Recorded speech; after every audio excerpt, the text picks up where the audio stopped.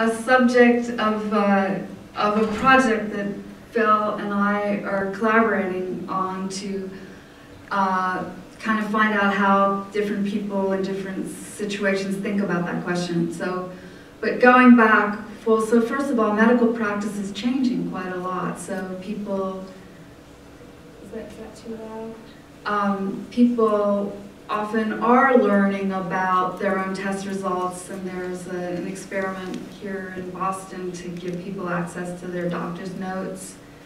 So in the clinical setting, that the idea that you don't tell people is really changing. Many people think, many researchers and institutional review boards who have responsibility for reviewing the ethics of studies like ours, do think that you shouldn't tell people their own results because they will become overly worried, or they might take unwarranted action based on uncertain science. We have found that our participants want their results, with a few exceptions. So we don't tell people their results if they don't want them. Like, as part of the informed consent process, we ask people if they want their results. But if they do want them, we feel it's our responsibility to figure out a way to communicate them that's going to be meaningful, that will recognize what's known and what's not known, and that will enable people to take action where appropriate. And we've interviewed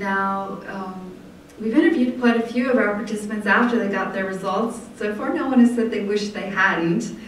And in fact, one of our participants, but people will kind of go through a thinking process. So one of our study participants actually said, you know, when I first saw my results, I wished I hadn't seen them.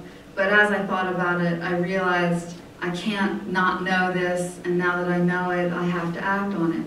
And this person actually went to a public hearing in Richmond with her results, testified about the expansion of the refinery that was proposed there. So it's a way that people can become part of the solution. So far, we haven't had anyone regret it. So, yeah, Dick. Again, congratulations on this fabulous work, and congratulations to Phil on starting this new venture. I was thinking, when you mentioned Silent Spring Institute forming in Boston, I think it formed here. I think it was on Huntington Avenue. Oh, that could very well be, yeah.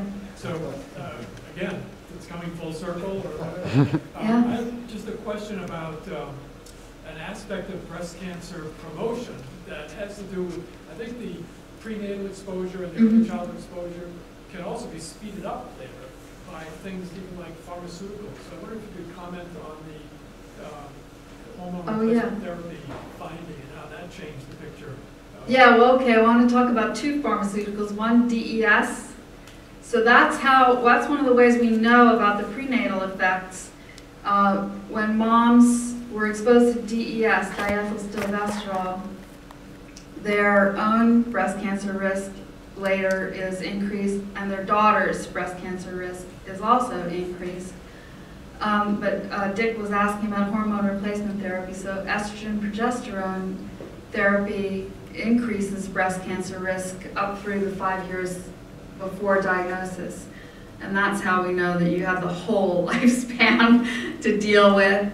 The thought is that it's a tumor promoter, that hormones and hormone mimics can make a tumor proliferate. So a tumor that might have not been a bother becomes a problem. And so there was a clinical trial. It was known all along that hormone replacement therapy would increase breast cancer risk. That was not a surprise to anybody. But the surprise was that it didn't protect against cardiovascular risks. The Women's Health Initiative, which is a very, very expensive, federally funded study, and I say it's very expensive because it was a good investment, saved a lot of lives, saved a lot of women from breast cancer. So you have to remember that this stuff is worth paying for. They found that when they found that it didn't benefit women and actually increase cardiovascular risks, a lot of women went off hormone replacement therapy, and you can actually see the drop in breast cancer incidence beginning when this study was published. It's amazing that you can actually see that. And that makes you think, if you could get rid of all the other estrogen mimics, what would happen? You might save thousands of lives a year. I was wondering, given that there's so many different disease endpoints for endocrine disruptors, how, what the benefits are and limitations of having a focus on one disease endpoint, like breast cancer, and how do you think about all the other possible disorders and your focus on breast cancer? Well, breast cancer is kind of our organizing principle that helps us decide which chemicals we want to focus on. But as you point out, we expect that these chemicals also affect other hormonal cancers, so prostate, testicular, ovarian, endometrial, and fertility, and various aspects of children's development, and some of them also affect Parkinson's. So we consider ourselves allied with all the various constituencies concerned about chemicals and health.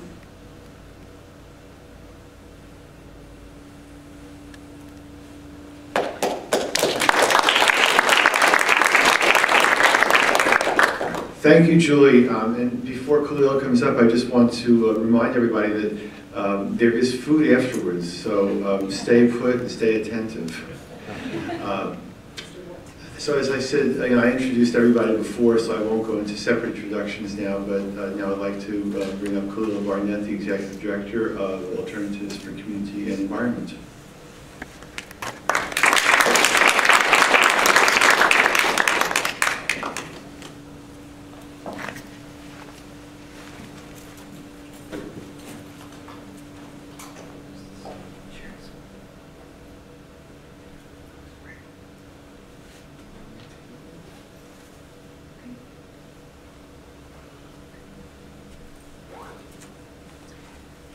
How's everybody doing? Good.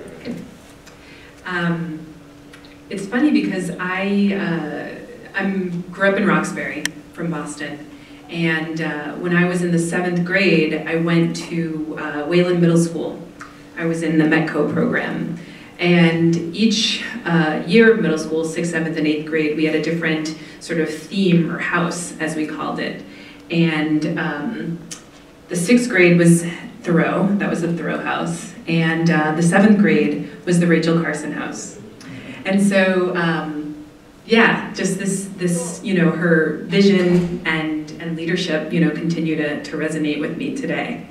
And this was before, before I thought about myself as an environmentalist, as an environmental justice activist. So those seeds were planted, I think, really early on. So I want to talk to you guys just a little bit about who ACE is, what we do, and why we do it in the way we do it. And one of the things that Julia mentioned towards the end of her talk was about this idea of transformation of public understanding, right? So, we sort of know the statistics about how our daily lives we're bombarded with chemicals, bombarded with things that we didn't request, that we didn't ask for in our lives. But we also need to think about what's the underpinnings of the systems that we've created that have allowed for those things to happen, and what do we do to think about how we dismantle some of those systems and create something that's better for our communities and better for our lives. So this is where ACE comes from. These are the principles of environmental justice. So I know probably many folks in the room are kind of familiar with the movement, but part of what is powerful about it is that these words that you guys are seeing here were created by people of color, were created by women, created by folks suffering from toxic chemicals right in their backyards. And they at the time, didn't see themselves reflected in the mainstream environmental movement, right? Didn't see the environmental movement talking enough about people and their experiences. Didn't see the environmental movement talking about race. Didn't see the environmental talking about class. and so wanted the opportunity to articulate for themselves what they wanted their environment to look like, right? To affirm their experiences as individuals and affirm their experiences as communities. And so they really started to begin to create this movement. So how many of you guys use the T on a regular basis? Almost everybody, okay. So what was your experience like today on your bus or your train route here? Anybody? Was your bus on time? No. Wasn't on time? Did you get an explanation as to why that bus wasn't on time? You just, right, it just didn't show up. Yep. Other folks, similar experiences today, the green line, right, orange line, red line? Yeah. MBTA was an hour and a half late today. An hour and a half late, yeah. So one of the ways in which we begin to engage people in the work that we do is asking them really basic questions about their experiences, right? So we believe that folks in our community have a personal, a shared, a lived experience that's a critical piece to solving the problems that we're gonna face. And so part of what we do is engage folks in regular conversations about your bus. How was the 28 bus today? How was the 66 bus today, right? And then, which I'll get into a little bit later, talk to them a little bit more about how their experience is not just about their particular bus route. It's a part of a larger system that has that's a problem that we're trying to face. So ACE was founded in 1993. We're located in Roxbury, just on the other side of Ruggles.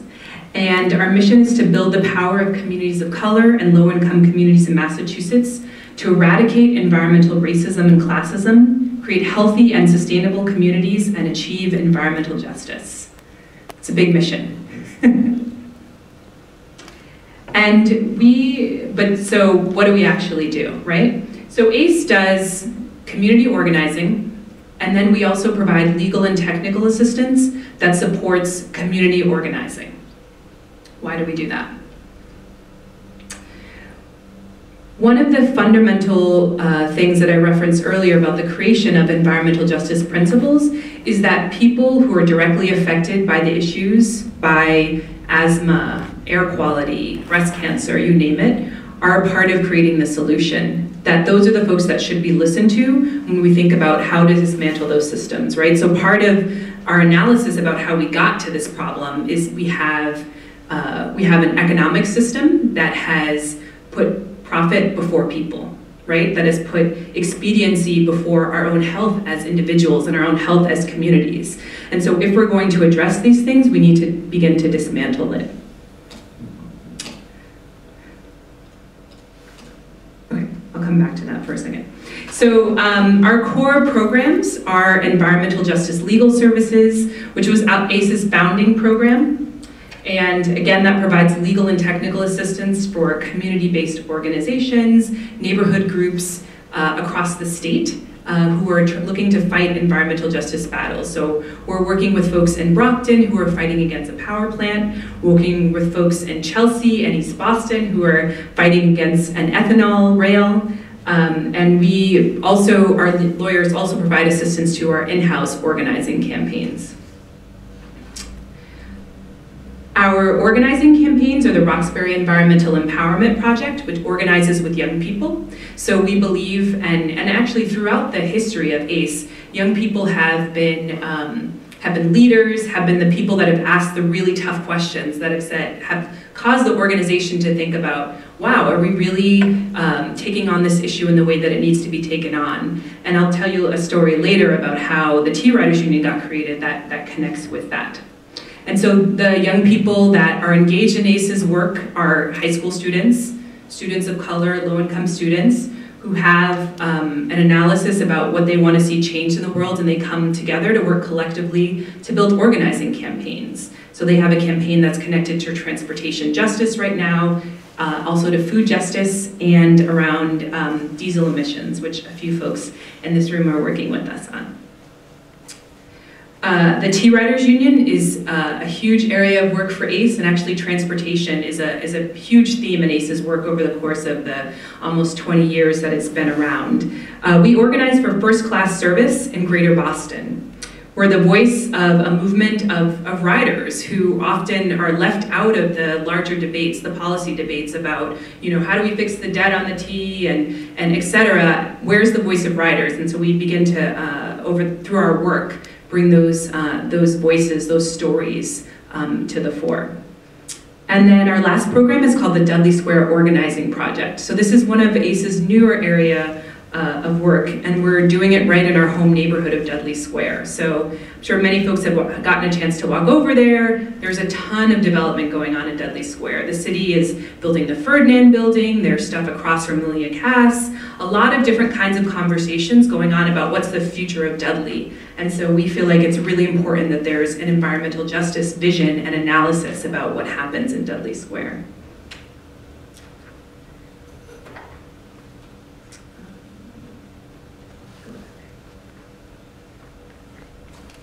So one of the things that that Phil mentioned that ACE has done for a long time is go into classrooms and talk with Boston Public School students about environmental justice. And so we've been doing that, really since the founding of the organization. And so in the 90s, in the late 90s, we were in a classroom in the Nathan Hale School, which is right up the street from our offices in Dudley Square, and also right next to Bartlett Yard, which used to be a MBTA yard where they would house a lot of their diesel buses.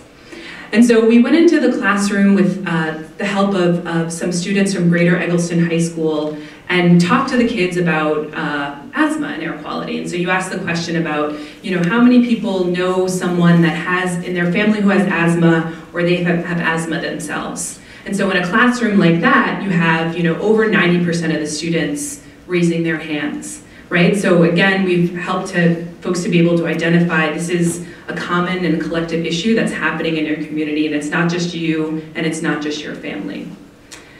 So while we were working in that classroom, one of the young men that who was assisting us from Greater Eggleston High School died of an asthma attack.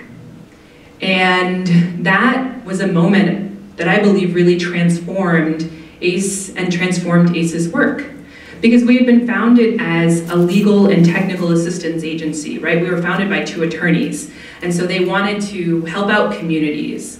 But at that moment, there wasn't anything legal that could be done to sort of take away the pain and the frustration and the hurt that those young people were feeling. And so we needed to figure out what were ways that people could be activated and take action in their community to talk about this being a problem that we were no longer going to stand by willingly to face, that we were going to fight against it. And so we began to take some direct action, which is a key piece of organizing. And so what we ended up doing was the students organized an anti-idling march. Part of what they had learned over the course of their time with ACE was that there was a law in Massachusetts that said that you couldn't idle longer than 5 minutes. But of course, that had not been the daily experience of these students. Anybody who would walk down Bartlett Yard, walk through Dudley Square, you saw buses idling all the time. MBTA buses, school buses, you name it. And so the students created, and I wish I had a picture of it, they created tickets to give out to the cars and to the buses that were idling. And they walked down Washington Street and pasted their tickets on, and we had a press conference, and there was chanting, and people were speaking out loud about what they wanted to see changed in their community. And that was a transformative moment for those students, for our organization, for our community, because we were able to generate our own attention, we were able to speak for ourselves about what we wanted to see change. That resulted in a number of different campaigns, like the Clean Buses for Boston, that led to a portion of the MBTA's fleet being converted into to compressed natural gas. That led to EPA coming out to strengthen that enforcement, and also led to the creation of the T-Riders Union. So one of the things that we learned in talking with people was that the only problem, just the sort of diesel emission and the triggering of asthma wasn't the only problem that they were experiencing on the buses, right? Their buses were late. They didn't have a good experience with the drivers. You know, they couldn't consistently build their lives around a transportation system that was floundering. And so that was, again, a transformative moment for ACE as an organization. So right now, how do we do our work? We're a membership-based organization, which means we do organizing, base building, and leadership development. We build campaigns, create laws, and push for policies that help to change the conditions that our communities are facing. So we have a diesel emission reduction ordinance, which Vanessa at Clean Water Action, formerly of Clean Water Action, was helping us out on, that we're looking to get passed on the city council level. Young people are talking about their experience riding on the MBTA as young people of color in the city, both around their treatment from the T system, but also the accessibility of that system, right? And so we're talking about a youth pass that would allow young people across the system to have access, fair and affordable access to the T system. And hopefully an EJ order soon. And then we're also involved in movement building. So we have an analysis that says that ACE has a huge vision and a mission about what it wants to try to get done in the world.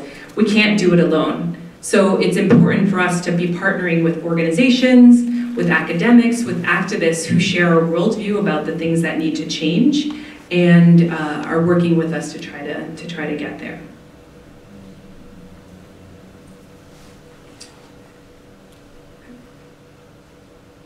So I think the last piece that I want to sort of offer to this conversation again is something for us to continue to be in dialogue and begin to think about is this concept of organizing, right? That organizing, in fact, what we believe at ACE is that organizing is our main vehicle to help build power, to help to change the system that we all want to see change so that communities, young people, women, folks of color, immigrants are at the forefront, that we're building an economic and health system that supports us to have lively communities and so that people can get the rights that they deserve.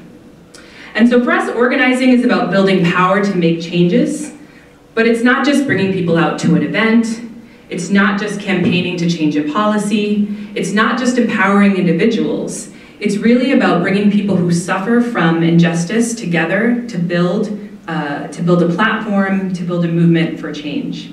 And there's a few components of organizing that I just wanted to break down a little bit for folks today, and then get into some questions. That's my timer. So just a few last things. So one, organizing is about bringing people together to act collectively. So one of the things that I did, just asking you guys general basic questions about your experience, right? So I think part of what happens is that the experience of people who are not researchers, who are not academics, are not as valid, right? Because we don't have the statistics that say, well, this, and this. But part of what we say at ACE is that we need to partner with academics, but our sort of community-based experiences need to be the central point around which research, laws, and policies get developed. And so we do that by outreach, going one by one, talking to people on the bus, on the train, at their doors, engaging them in conversations, kind of agitating them a little bit, saying, well, did you know this, and did you know that? 2 is about thinking critically and raising consciousness about what's wrong and how we solve it. So we talk about that as leadership development, right? So folks who are members of ACE come into the organization with their lived experience, but we couple that with research and education and conversation that helps their analysis to evolve, so they know more about why their communities are in the situation that they're in and can speak to that even louder. We confront and change who has the power and how that power gets used. We call that direct action. So this flyer that you see here is an example of a piece that we put out earlier this year talking about the fare increases and service cuts for the T, right? And so we have a little statement there that talks about how what people are hearing in the news media about what's going on and what the problem is not true. This is what we think the problem is. This is what our communities really need. And we use organizing to transform how we see ourselves and how we can change the world. So there's policy that needs to happen that helps to change the conditions that people face. But we also know that not everything about our lives can be changed through policy, right? I mean, you know, for example, we want to have more people riding the T, we want less people in their cars, but the idea of owning a car, owning a big house is something that's to some degree embedded in this American identity that we have, right? But that's not going to be done away with just because of policy. We need to do things that help to change our culture. And organizing helps to change culture because it brings people together in conversations, and creates dialogue that pushes people a little bit, and so we need to begin to do more of that. Organizing means that we have to build strong and democratic organizations that are led by us. So ACE as an organization has a commitment to being a member-led organization, which means that the decisions that we make as an organization are guided by our community. And for us, specifically, we organize and work in low-income communities and communities of color. So that means that the folks need to be on our board of directors, need to be giving money to the organization, contributing to the organization, and we intentionally do that because we need to learn how to govern together, right? You know, I think one of the you know, the big pieces of learning for me is I was in a conversation with some other folks talking about, you know, we're always trying to fight against that policy, oh, that politician's gonna vote like this, and what happens when we win? We don't often ask ourselves that question. What happens when we win? How are we gonna govern in a different way? How do we really begin to do that? And so ACE is trying to implement some of those practices right now in terms of decision making. And finally, around movement building, we try to connect people to relationships that are based on love and based on respect. So part of what our experience is, in particular from low-income communities and communities of color, is that the world doesn't treat you with love and respect. The world wants to dictate what you can buy, what you can eat, what school you can go to. And there are not a lot of decisions that we get to make about our lives, and not a lot of ways in which our society values our ideas, values us as human beings. And so within our organizations, we want to create spaces where people feel loved, people feel respected, and people are honored for who they are as human beings and what they're bringing to the table. So that's just a little bit about organizing and the way that we work. I'm going to put out a flyer that sort of talks about ACE's membership and our different programs and ways in which people can become engaged and active in our work. And I will conclude with that. And yeah, open up the floor for any questions that folks might have.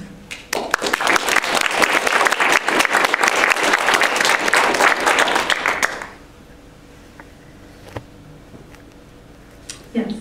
I have a question.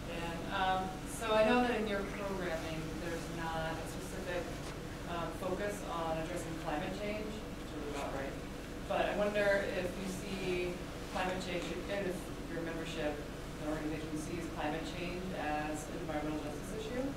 And if not, if you feel like there's space for that to be part of the vision of how you guys think about your work and yeah, that's a really good question. So I think that we have embedded in each of our campaigns, you know, what I believe is sort of an analysis around climate change. But I think part of what we haven't done quite yet is sort of make that kind of broad and articulated throughout our membership. And we do see climate change, climate justice as an important environmental justice issue. And in fact, our you know, loosely connected with a couple of different national alliances that are grounded in base-building community-based organizations across the country that are beginning to talk more about climate change and how what's the impact on communities of color and low-income communities, and what we can do to sort of help around adaptation and mitigation and things. So yeah, definitely.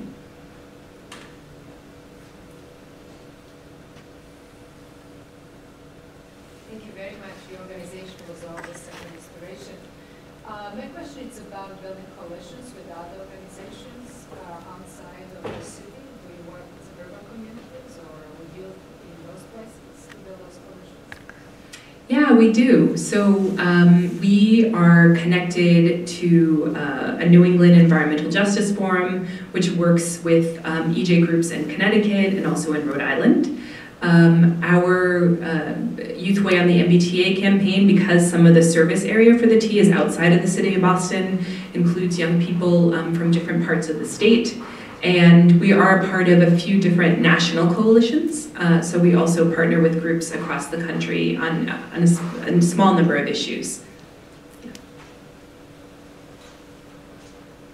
I love the idea of the tickets being handed out for people who are idling.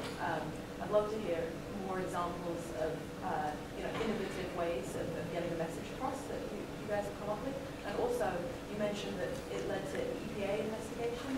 Did they actually do particular monitoring around Dudley? Because it would be really interesting to organize something around that. So there's actually, one of the things I'll invite you to do, although today's a warm day, we typically have stopped doing toxic tours at this point in the year, but in the spring, we'll invite you to come out to ACE and do a toxic tour. And so one of the things that we do is walk around the neighborhood and see a little bit about some of the victories that we have and some of the continued challenges. And so one of them includes an air monitoring station that's based in Dudley. That was a part of what we won through this fight, including a bunch of other folks. Yeah, and so one thing actually that I should have had a picture of, and I apologize, in terms of innovative things that we've been able to do is earlier this year, we created a group of superheroes called the Fast Five.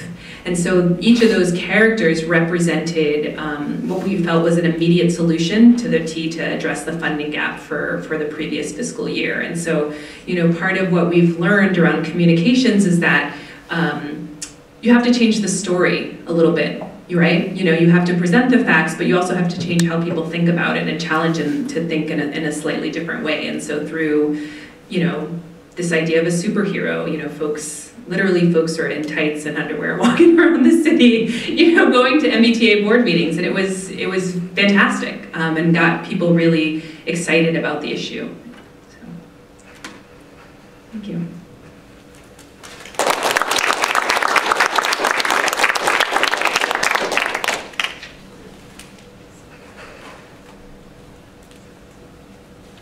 Okay, and now Gary Cohn from Healthcare Without Harm will be our last speaker. And remember, afterwards we've got some wonderful food for you, so don't go away.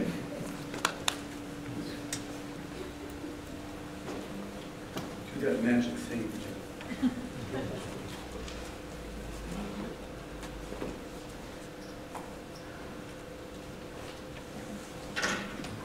Well, I'm very honored to be following Julia and Kalila.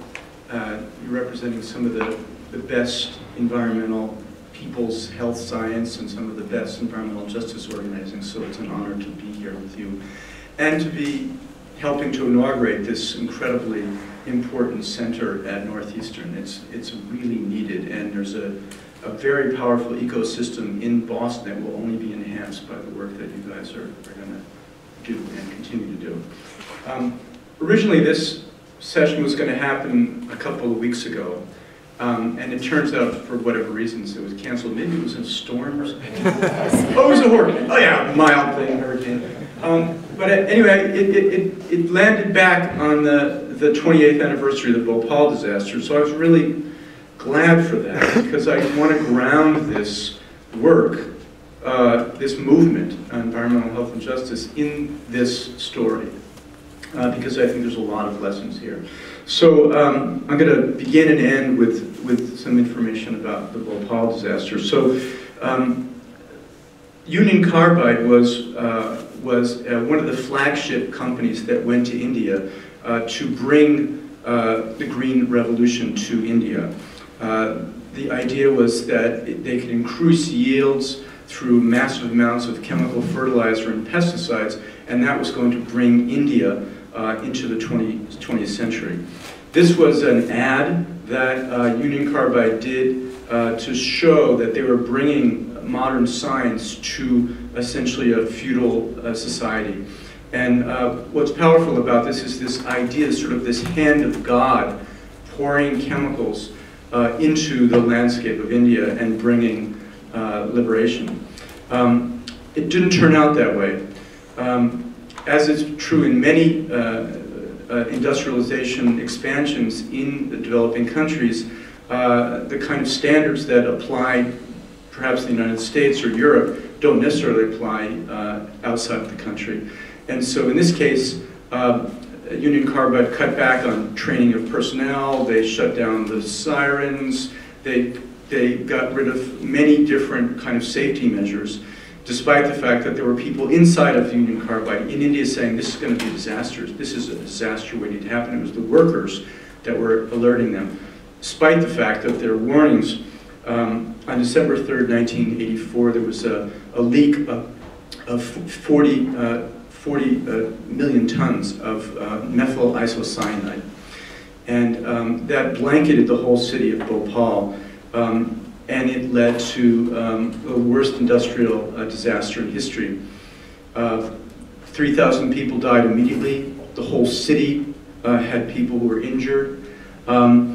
It was a very, very powerful wake-up call to the chemical industry and to anybody who was living down the street from a major industrial facility, because if it could happen in Bhopal, it could happen in Roxbury or Dorchester or any place where there's a large factory. And so in the United States, there was the beginnings, at that time, the beginnings of a burgeoning movement of people that were around these Superfund sites, that were around toxic waste sites, and people were fighting for the Superfund and for the right, and for the idea of cleaning up some of these toxic sites to health-based standards. And when the Bhopal disaster happened, the organizers in the country said this is the moment to win also a community right to know law, that we have a fundamental right to know about the chemicals that are in our water, in our land, in our communities, and that the factories that are down the street, we have a right to know whether they have the potential of creating a Bhopal disaster. So 2 years after the Bhopal disaster, we were able to win the community right to know law in 1986, as well as the Superfund law. This was not true for the people in Bhopal, who remained uncompensated, left by their government,